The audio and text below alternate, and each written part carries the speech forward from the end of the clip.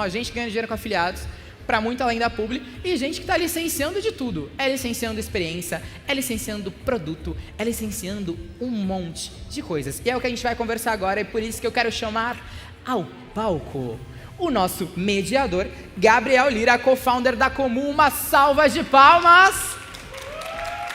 Convido também Eduardo Capaz, ele que é sócio-diretor da Elka Brinquedos. Ó, um monte de brinquedos de creator aí que a galera compra. Eduardo tá por trás. Carol Moreira, cofundadora do Modus Operandi. E uma salva de palmas também para a Mabê Bonafé. Maravilhosas. Aproveitem demais. Olá. Boa noite, pessoal. Tudo bem? Esqueci de pegar minha aguinha. Vou buscar. Hoje a gente vai falar um pouquinho... primeiro, um prazer, né, estar aqui. Boa noite aos que ficaram e aos que vieram aqui. Estamos no final do evento aí. Acho que o último painel do palco. Responsabilidade tremenda aí pra gente. Entregar um bom conteúdo. Para conversar de um tema que está transformando o mercado. Quando a influência deixa de ser apenas alcance e engajamento e passa a se materializar também em produtos e experiências de consumo, né? E aí eu queria começar com a Carol e Mabê. Como é que é para um criador de conteúdo ver sua marca, sua voz, né, se transformar em um produto de consumo? Olá, boa noite. Oi, gente. Olha, a gente estava até falando um pouquinho sobre isso agora há pouco. Com o Modus Operandi, nosso podcast, ele vai fazer 6 anos em janeiro. Então, acho que para a gente, quando a gente começou, era muito... Eu sei que essas pessoas sempre falam, a gente não pensava que ia chegar em algum lugar. Mas, realmente, a gente não pensava que ia chegar em algum lugar. A gente fez porque a gente gostava de assistir, a gente gostava de falar sobre isso. Foi muito genuíno. E aí, quando, né, as coisas foram crescendo, a gente foi encontrando outros caminhos dentro do que a gente já produzia, né? E é meio estranho, porque você fala, será que as pessoas vão comprar uma camiseta do nosso negócio? É tão específico, né? Tão só aquele mundinho, quem nos segue. Mas as pessoas gostam, né? E eu fico pensando também, se fosse de alguma coisa que eu amasse, eu também ficaria feliz de ter uma camiseta, de comprar um livro.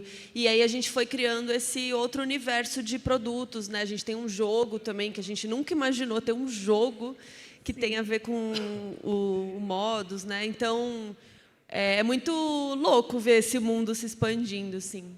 Perfeito. Cara, eu queria que você contassem para o pessoal como é que foi os bastidores, né, dessa virada de chave, como é que, de fato, vocês conseguiram, até para os criadores que estão aqui, se eles quiserem, né, olhar para esse mercado de licenciamento e tal, como foram os bastidores dessa jornada? Acho que a gente teve alguns caminhos para vários produtos diferentes, assim.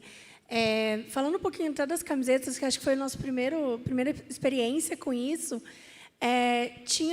durante o nosso processo de criar conteúdo, de falar sobre, a gente foi trazendo, né, o que às vezes a gente gosta de falar que são as nossas indiretas, nossos memes internos dentro da comunidade. Então, hoje a gente tem vários memes dentro do Modus Operandi. São coisas que geralmente eu falo, que geralmente a Carol fala. A Carol já teve uma experiência como jurada, então ela foi num júri, então ela foi chamada. E aí tinha um momento do episódio que ela sempre falava, você sabia que eu já fui jurada?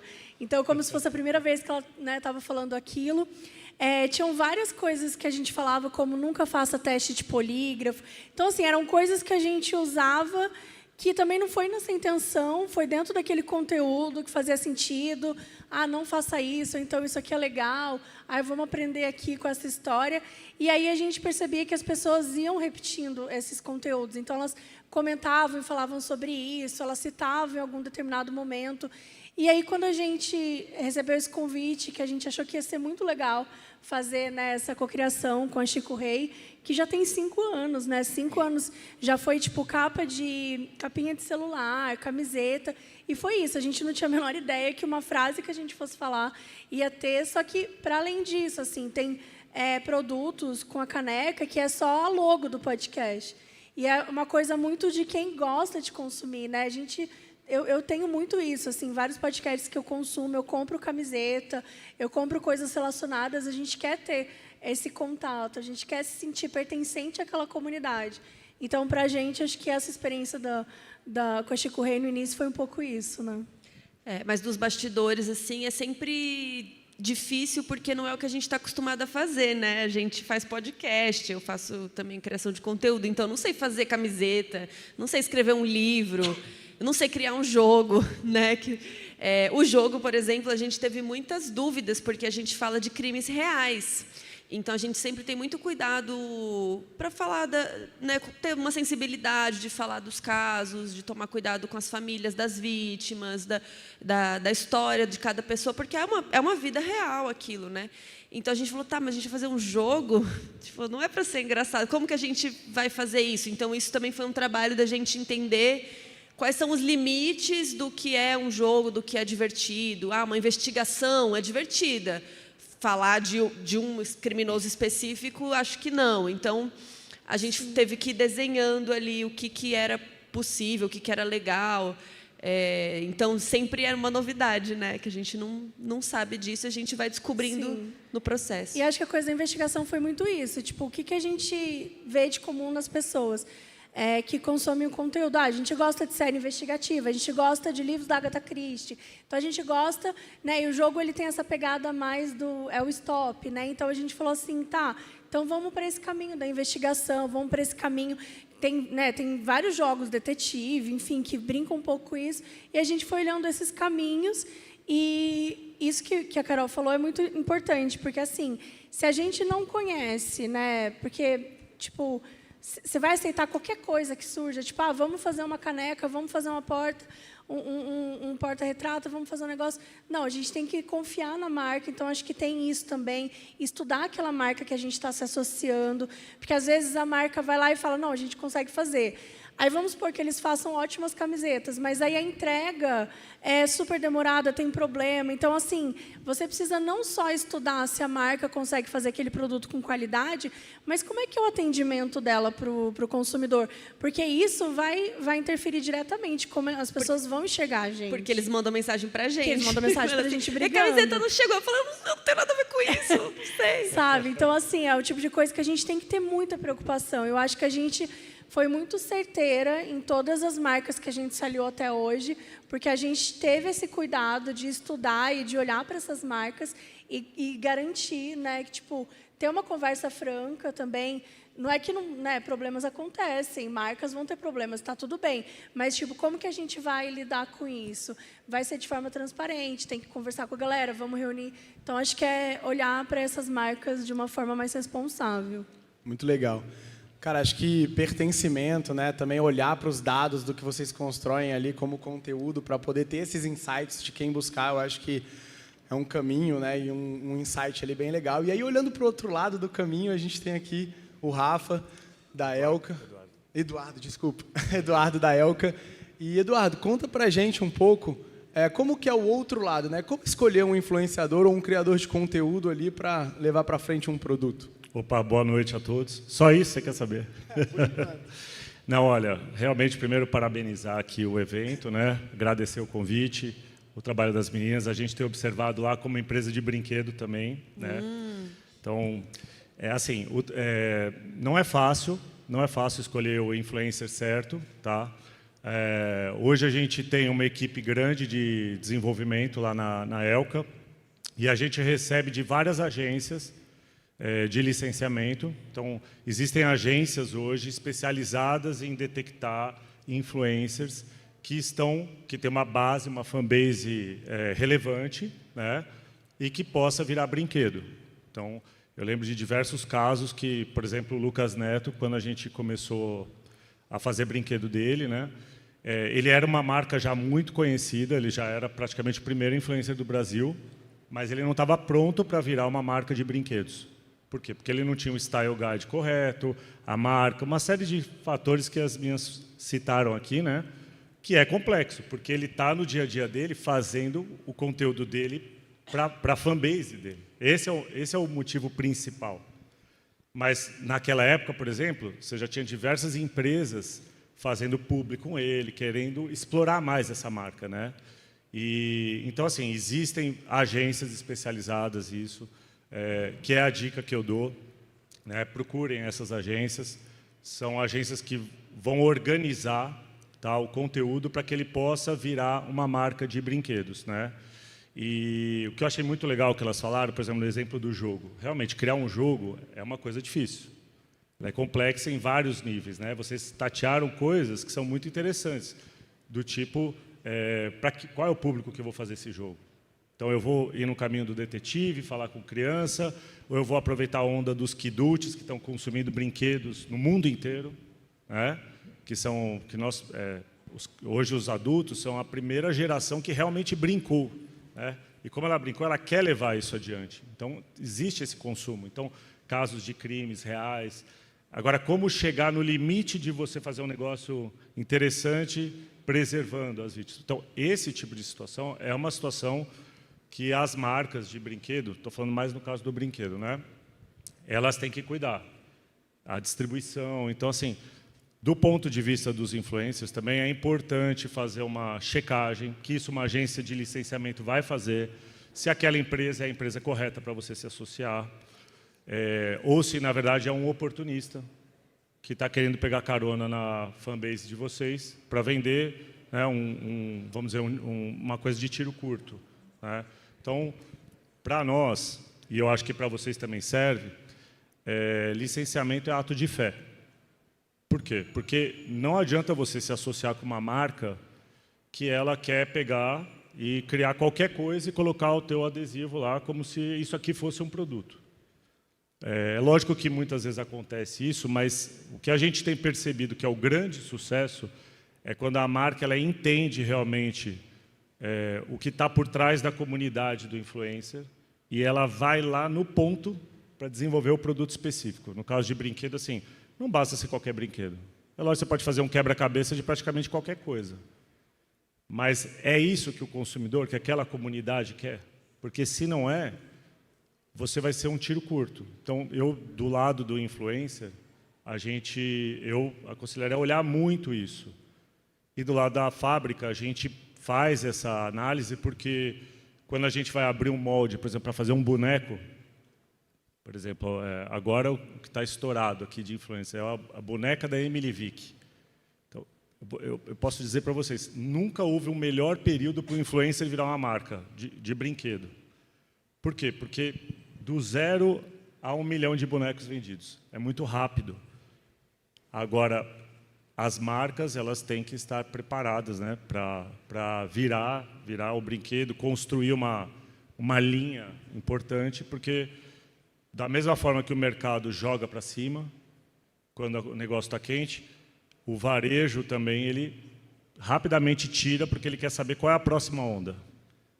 E aí, se a marca não tem o cuidado com o conteúdo que ela está licenciando, ela rapidamente descarta e procura outra. Descarta e procura outra. E isso é muito louco, porque no final a base de fãs não saiu. A base de fãs continua lá. Então, esse é um pouco da nossa experiência lá. Legal. E Edu, quais critérios pesam mais, assim, né? Vocês olham mais para a audiência, para o tamanho ali do criador, ou para o quanto ele é autêntico e tem conexão ali com o público? Então, o que vocês levam mais em consideração? A gente tem alguns indicadores, né, de quanto a propriedade está quente. Então, o mercado de brinquedos é muito louco nisso. A gente saiu de uma feira de brinquedos em abril e no meio da feira a gente percebeu um fenômeno dos rosa que estava explodindo. Então, rapidamente, nós, na indústria, temos que ter a equipe e a habilidade de você virar a chave e criar os produtos, né? Então, esse é o primeiro indicador. Mas ele não é só esse. Se a gente sente que a propriedade é quente, mas às vezes a gente não tem capacidade de desenvolver aquilo que a gente acredita, vou voltar lá no ato de fé, a gente às vezes abre mão porque a gente sente que aquele terreno não vai ser um terreno tão fértil da gente criar. Então, como tem muitas oportunidades, para nós ela é vamos dizer, uma combinação entre uma base de fãs importante, a categoria que você está sendo explorado. Então, por exemplo, elas citaram a categoria de jogos. A categoria de jogos é uma categoria que a Elka tem investido muito.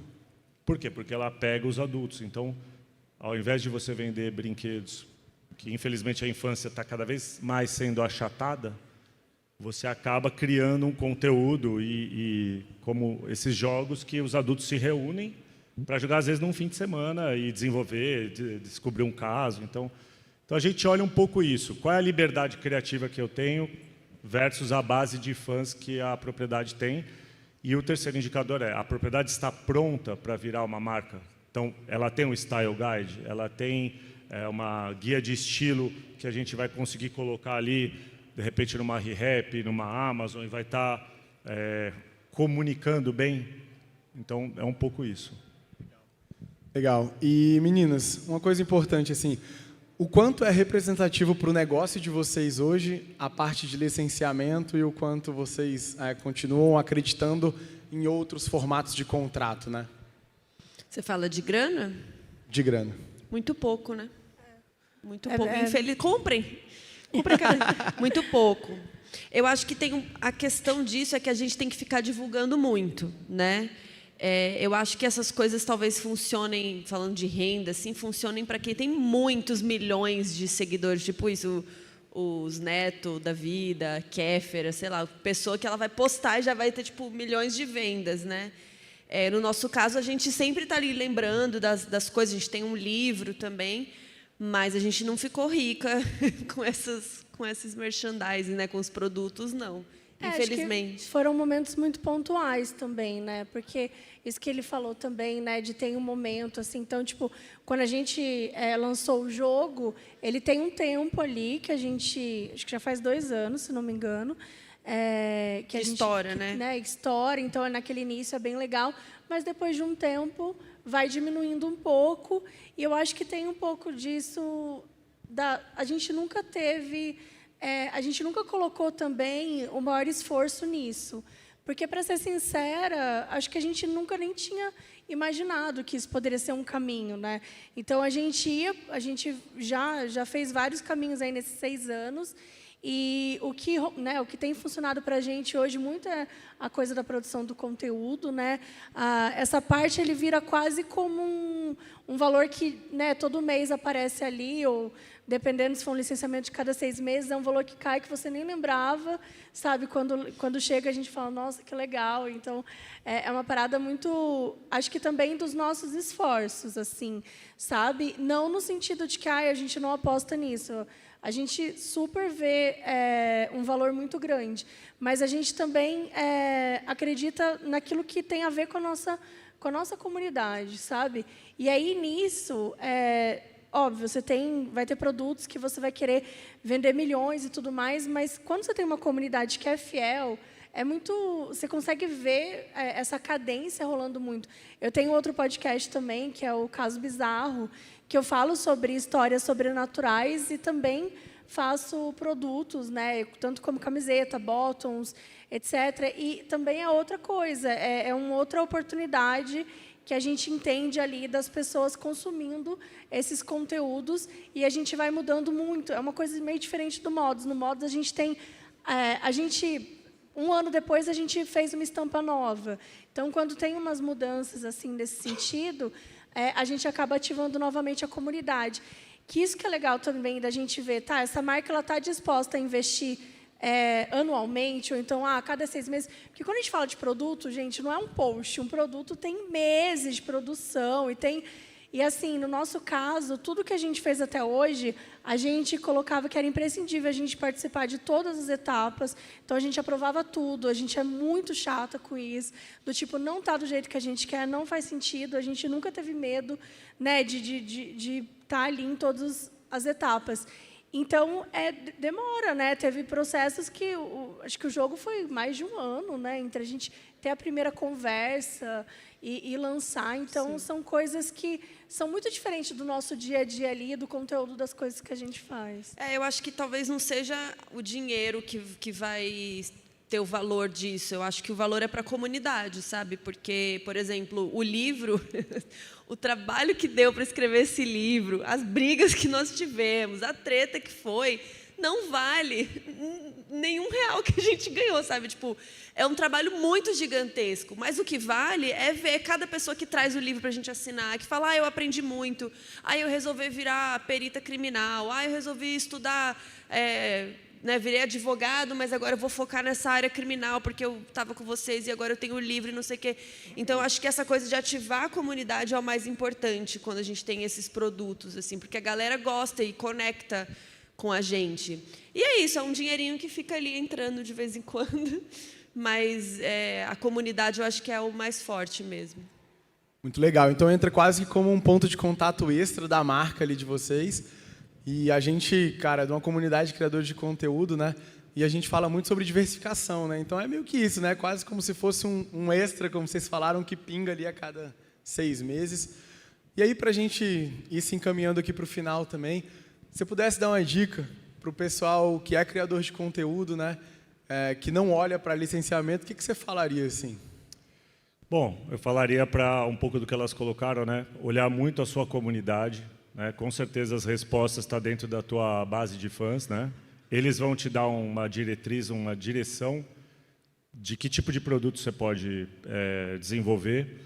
E uma vez identificado isso, eu acho que vale a pena você, porque eu sinto isso como uma dor realmente dos influencers, que é você se associar a agências que saibam cuidar dessa área mais chata, né? Que é a área mais burocrática. Então, assim, fazer um bom contrato de licenciamento com as marcas, estabelecer um mínimo garantido. Estou falando aqui contra a minha empresa, mas é a verdade, para você, todo lado de vocês. Tá? Por quê? Porque a empresa, quando vocês cedem o direito para a empresa dela explorar a sua marca, vocês estão cedendo também o tempo que essa empresa vai trabalhar focada em vocês, ao invés de outras estarem focadas em vocês. Então, essa daí, se ela passar um ano e ela não desenvolver, se ela não tiver um plano de produto, se ela não tiver uma boa distribuição, provavelmente, quando passar esse ano, vocês perderam esse tempo. E aí perde tração, perde momento, e aí as coisas não são exatamente como eram antes, né? Então, eu aconselharia muito a ter essa parceria, né, com uma agência de licenciamento especializada em criação em transformação de influência para a marca, né? E aí, por fim, a escolha de boas empresas para executar esse projeto, seja de qualquer setor que for. Então, assim, a empresa tem que estar disposta a lançar. Ela vai fazer os jogos, legal. Quantos jogos? Um jogo? Não, um jogo não vai fazer diferença. Vai lançar 3, 4, 5 casos. Vai estar onde? Vai estar na ReHap, vai estar no Mercado Livre, na Amazon, na Americanas. Porque se ela não der esse peso, provavelmente ele vai ficar muito... Além de ficar pouquinho, ele vai sobrecarregar vocês. Que aí vocês não vão fazer o conteúdo, que é o que gera a comunidade. O trabalho é todo para a comunidade, né? Então, não sei se mas é um pouco do como eu vejo. É isso, total. E vocês, meninas? Vocês dariam alguma dica para algum criador que não está olhando para isso? Vocês já falaram que não representa tanto financeiramente, né? Mas para a parte da marca, sim. Tem alguma outra dica que vocês dariam aí para o pessoal? E assim, lembrando que não representa financeiramente para a gente hoje, né, dentro do que a gente produz, mas tem muita gente que, às vezes, o faturamento é 50% disso. Então, acho que é olhar mesmo... tem marcas, tem comunidades que faz todo sentido dentro daquela comunidade e você realmente olhar o que a galera gosta, porque tem isso também. Eu quero vender perfume, tá, mas as pessoas querem comprar o seu perfume? Tipo, você já falou de perfume? Porque acho que tem muito uma coisa que, às vezes, a gente pensa, tipo, eu gosto muito disso, mas beleza, isso faz parte ali daquele universo, tem a ver, então, investigar também, fazer pesquisas, né, com o seu público, compreender. E não é que, tipo, mas se eles não olham para isso, então não tem jeito. Não. Então, você quer ir para esse caminho? Então, cria um plano de negócio. Então, durante esse 1 ano, eu vou trabalhar, eu vou elaborar esse conteúdo dentro da minha comunidade, para que, quando ela estiver forte e olhando para esse caminho, eu vou lançar esse produto. Então, às vezes, isso pode ser um início de você ver algo que você quer fazer, mas que você não está ainda aproveitando aquela oportunidade que você poderia. Então, acho que tem os dois lados. Ver o que a galera quer fazer, mas também não sair fazendo só porque as pessoas querem. Se você não faz sentido para você, não faz. Agora, eu quero fazer uma coisa, mas ninguém quer comprar. Então, como que eu vou construir essa vontade na galera? Como que eu vou mostrar para eles que isso é legal? Acho que tem esse outro lado também. Cara, muito legal. A gente está se encaminhando para o fim, mas a gente, lá na Comu, a gente trabalha com criadores como o Mano City, né, que desenvolveu ali a Good Day, e até também Jade Picon, que desenvolveu agora lá a Aura e tal. Então, isso é muito importante mesmo, o criador de conteúdo criar alguma coisa que, de fato, faz sentido para aquela base, ou que tem a ver com o tipo de conteúdo ali. Então, galera, queria agradecer vocês aí. A gente está se encaminhando para o fim do nosso painel. E, poxa, se alguém quiser me seguir aí nas redes, é @GabrielLira, da nossa Comu. Se vocês quiserem deixar também o contato de vocês para o pessoal entrar mais em contato. Meu caso é seguir a Elka Brinquedos, tá? Tá em todas as plataformas aí. E querendo mandar mensagem, pode mandar mensagem que eu vou ler com certeza. Nós somos o Modus Operandi. Isso, o podcast Modus Operandi, segue a gente lá. Eu, Mabê, ela é Carol. Quase eu falei, eu, Carol, ela, Mabê. E é isso. Tem dia que a gente não sabe mais quem. Então é isso, gente. Muito obrigado. Obrigada. Obrigado, pessoal.